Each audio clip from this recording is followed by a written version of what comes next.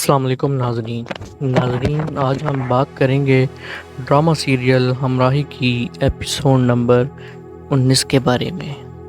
سیحان کی زندگی تو بچ گئی تھی مگر اس کی دنیا مکمل طور پر برباد ہو چکی تھی۔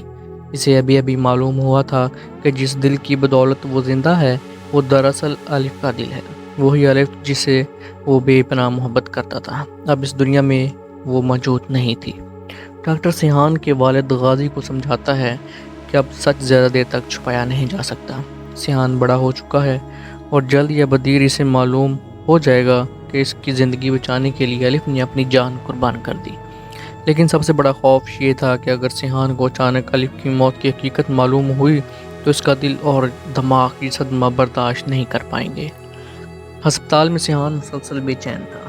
اسے سمجھ نہیں آ رہا تھا کہ آخر سب لوگ اسے الف کے بارے میں سچ کیوں چھپا رہے ہیں۔ وہ بار بار اپنی خالہ چندہ سے پوچھتا ہے کہ الف کہاں ہے، وہ اس سے ملنے کیوں نہیں آ رہی اور سب لوگ اس کی بات سے کیوں بچ رہے ہیں، لیکن کوئی بھی اسے حقیقت بتانے کی ہمت نہیں کر پاتا۔ کچھ دن بعد جب سیحان گھر واپس آتا ہے تو اسے محسوس ہوتا ہے کہ گھر کا ماحول عجیب حد تک خاموش ہے۔ وہ سب سے پہلے الف کو ڈھونڈتا ہے مگر وہ کہیں نظر نہیں آتی۔ اسی دوران اس کے والد اسے کمرے میں لے جاتے ہیں اور ایک خط اس کے سامنے رکھ دیتے ہیں۔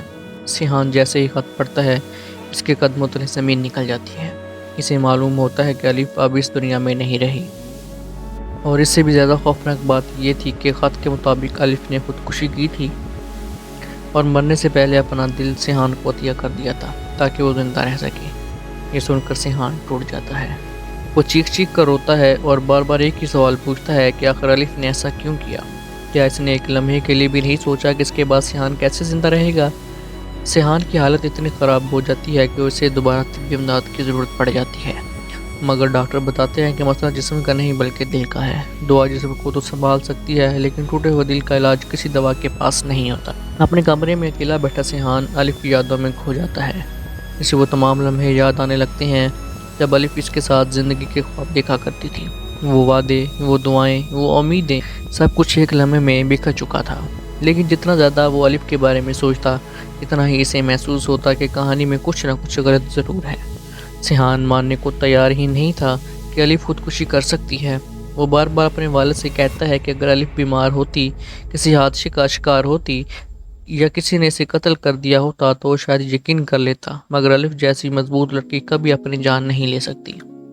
غازی اسے سمجھانے کی کوشش کرتا ہے کہ خط موجود ہے، میڈیکل رپورٹس موجود ہیں اور تمام ثبوت یہی بتاتے ہیں کہ الف نے خودکشی کی، لیکن سیحان کا دل ان ثبوتوں کو ماننے سے انکار کر دیتا ہے۔